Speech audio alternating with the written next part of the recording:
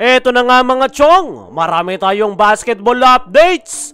Rising superstar big man na si Quentin Milora Brown gustong makapaglaro sa Barangay Ginebra. Barangay Ginebra ready na makipag-trade para sa isang big man. As of now nga mga chong, ay unti-unting sinusolusyonan ni Coach Tim Cone yung problema sa kanyang kupunan na kakulangan sa frontcourt position. Nagkaroon na nga ng adjustment si Coach Tim Cone sa kanyang kupunan para makasabay ang Ginebra kahit pa kinukulang sila ngayon sa mga big man. Pero pansamantala nga lang yan at ang pinaka-permanenteng solusyon ng Barangay Ginebra ay kumuha ng bagong big man na po pwede nilang masandalan. So ngayon ay ang pinakamainit na target ng Ginebra ay itong hate na hate ng Barangay Ginebra fans na si Poy Eram once na makipag-trade ng TNT sa Terra Firma. Pero ang tanong, sino nga ba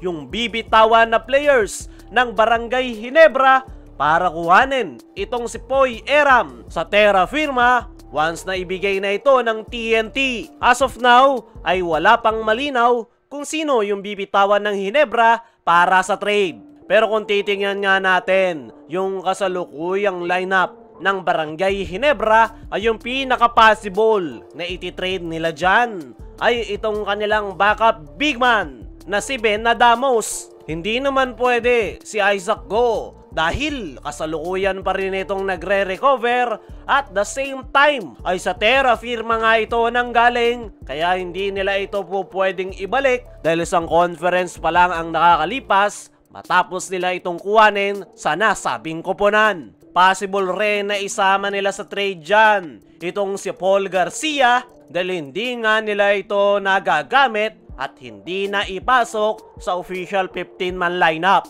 At kung mangyayari yan mga chong, ay isang malaking sayang itong si Paul Garcia dahil napakataas nga ng kanyang potensyal kung saan may pagkakalintulad talaga ito sa laro at attitude ni Scottie Thompson. Pero dahil nga sa loaded yung guard rotation ng Barangay Ginebra ay hindi ito maipasok ni Coach Tim Cone. Maliban na lang kung magre-retiro si LA Tenorio. Malabo namang bitawan ng Ginebra itong si Jamie Malonzo dahil kahit kakagaling lang nito sa injury ay malaki pa rin ang kanyang maitutulong sa Barangay Ginebra. Nagpalaki nga ito ng katawan dahil kinailangan matapos ang kanyang surgery at the same time ay mukhang may plano sa kanya si Coach Tim Cone. Kaya naman sa mga players ngayon ng Barangay Ginebra ay itong si Ben Adamos at Paul Garcia ang pinakamalinaw na po pwedeng gawing trade asset ng Barangay Ginebra para kumuha ng bagong big man na makakatulong sa kanilang kupunan. At ang big man nga na yan ay ang pinakamaingay ngayon na si Poy Eram matapos ang pasabog ni Snow Badwa. Para sa akin mga chong, ay kinakailangan talaga ng Barangay Ginebra na humanap ng isang legit big man na makakatulong sa kanilang kupunan. Sa ngayon ay okay yung kanilang itinatakbo, pero pansamantala nga lang yan at possible na maulit na naman yung kanilang naging problema last conference kung saan naramdaman nila yung kanilang kakulangan sa frontcourt position noong nakalipas na finals dahil tanging si Japet lang yung kanilang sinandalan. At para hindi maulit yan ay kailangan talaga ni Coach Tim na kumuha ng bagong big man na maaasahan sa center position at pwedeng nga itong si Poy Eram. Eto real talk mga chong, hate na hate man ng Barangay Ginebra fans itong si Poy Eram, pero eto nga yung nakikitang solusyon ng management para solusyonan yung kanilang problema. Dumako naman tayo dito sa kabilang balita. Rising superstar big man na si Quentin Milora Brown gustong makapaglaro sa Barangay Ginebra. Ito ang si Quentin Milora Brown mga chong ay ang isa sa mga rising star pagdating sa big man position dahil sa kanyang skills at talent.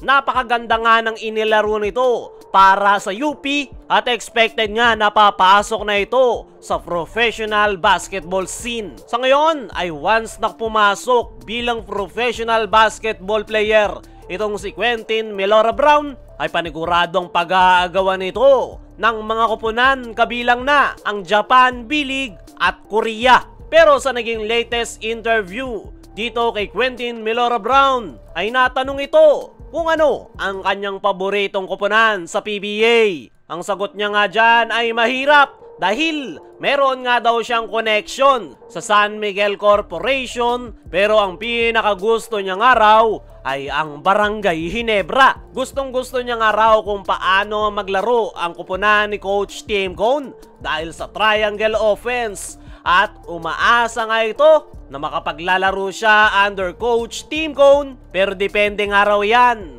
sa magiging pag-uusap sa kanyang agent kung papasukin niya ba ang PBA at makapaglaro sa Barangay Ginebra. Once napasukin itong si Quentin Milora Brown ang PBA ay paniguradong matik first overall pick ito sa PBA Rookie Draft. Kaya naman malabo siyang mapunta sa Ginebra unless makikipag-trade si Coach Tim para makuha yung first overall pick. Patungkol naman sa Gilas Pilipinas ay gustong-gusto niya nga rin maglaro sa ating national team. Para sa akin mga chong ay itong si Quentin Milora Brown ang future star big man ng Pilipinas. At kung magkakatotoo yung kanyang kagustuhan na maglaro sa Ginebra ay paniguradong maraming iiyak dyan. Kaya mga chong, ano ang masasabi nyo na gustong maglaro ni Quentin Milora Brown sa Barangay Ginebra?